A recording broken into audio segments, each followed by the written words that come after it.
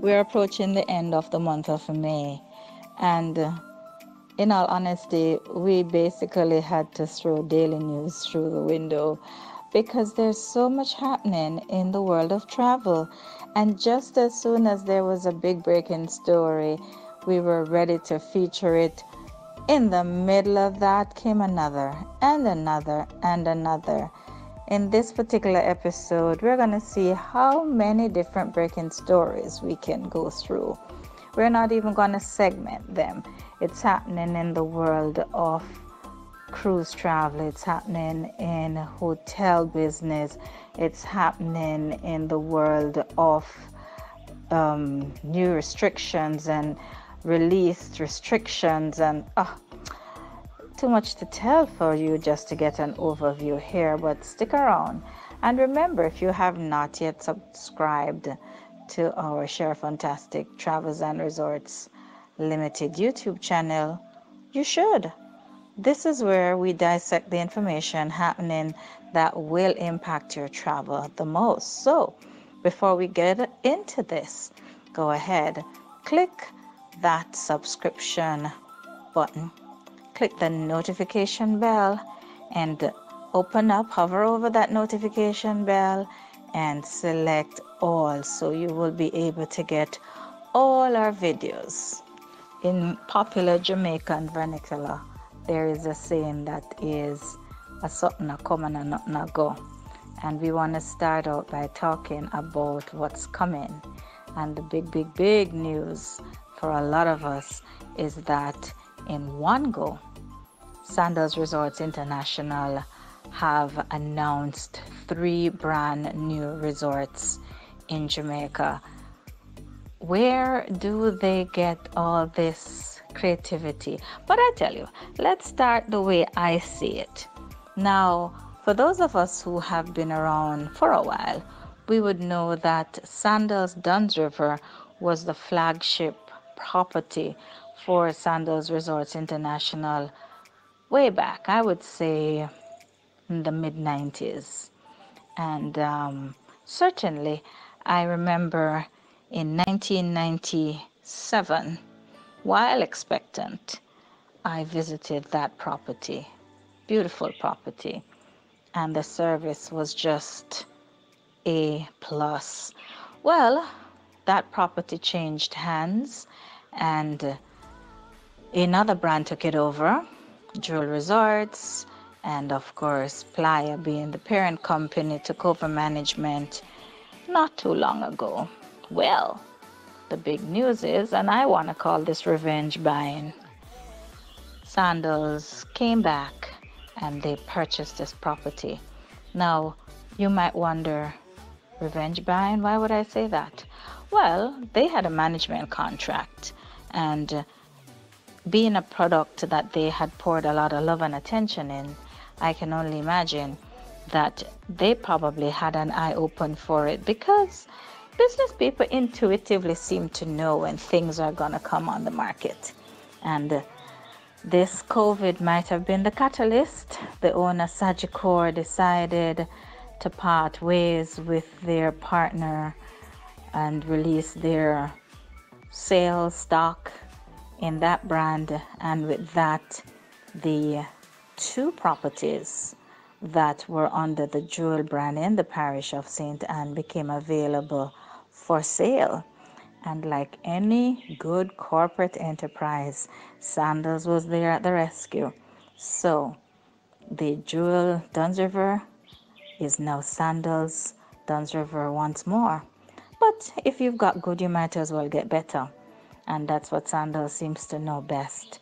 And so that bit of land just to the right of Sandals Duns River has now been fenced off, and I can only imagine the dynamic structure or the water paradise, based on what the mock-up drawings are showing, is going to be right there under the ban of Sandals Royal Duns River, a water lover's paradise. We'll have images for those for you. And so coming in 2023, we will see Sandals Duns River once more available for those who just love all things sandals. And Sandals Royal Duns River will be open in 2024. Now, on the heels of this, of course, the Jewel Runaway Bay property, which incidentally, giving you a little bit of history and dating myself, was the Jamaica property. This was the happening hotel in St. Anne for so many years, going back to the days when my father, now deceased, used to hang out. And so he would talk about this property as well. The persons who are now baby boomers, they will have grand stories to tell you of the Jamaica property. It ultimately was in the hands of the then iconic brand Super Clubs, which has basically disappeared from the Jamaican landscape. Look how things change. And so Sandals will have their third beaches property in Jamaica. And now we will have the benefit of an amazing family oasis right there, halfway between their two properties, Sandals, Beaches Negril and Beaches Ucherius. So we're looking forward with bated breath for that. Word on the street, official news suggests that it will be gutted, and up from the rubble shall rise something so unique that we will be with bated breath waiting to experience all that new beaches in Jamaica will afford us. Now, Norwegian Cruise Lines. We had a whole lot of excitement. We were all jumping through hoops, talking about home porting. Finally, we were getting a ship. They were open for booking. It was right there on their portal. We had 3 groups locked in for September and October. We were on a roll. Norwegian Joy sailing from Jamaica. And then the big news. It was no longer sailing from Jamaica. So, Norwegian Cruise Lines, upon the word of the CDC, permitting sailing to Alaska, and a shelving or a timeout of the rule that says that you need to touch another country if you're doing sailings from one U.S. city to another. Jones Act, basically. That has been put on the back burner at least to 2022. And so, Norwegian has suspended or cancelled 8 itineraries on 8 of their vessels. And of course, the Jamaican sailing of the Norwegian Joy has been impacted. So we do know right now that the Bliss will be sailing in Alaska, and we know that at least another ship will be up there in Alaska with her. The news out regarding the cancellation for Jamaica, it kind of just slipped in silently, and I am not seeing any reaction from the Jamaican tourism entity. They are talking about home porting. They are exploring the benefits of home porting, but they've gone rather silent on the Norwegian Joy's sudden exit before entry into the Jamaican marketplace. Big blow on an economic front for so many who were excited and gearing up. Big blow for those who wanted to have the benefit of sailing from Jamaica on a world-class vessel. I was really very impressed seeing that Norwegian had chosen to put her newer ship, one of the newer ships, Breakaway Plus ship, to sail from Jamaica. But then, of course, there are those who argue that this could have just been a ploy to force the hand of the CDC, because all other considerations aside, the terminals, the infrastructure, the site, the setup that have been already secured, paid for, millions spent in Miami, in North America, in Florida, it's going to be very, very challenging, to say the least, to move all of those operations into the Caribbean, knowing that you have your infrastructure sitting there just wasting away.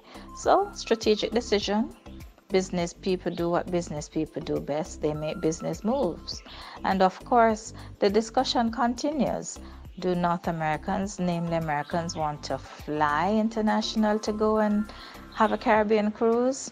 Wherever you are in any of those 50 states of the US, you can do a domestic flight or you can drive. And so technically, you're really not leaving the country. You aren't to join your vessel.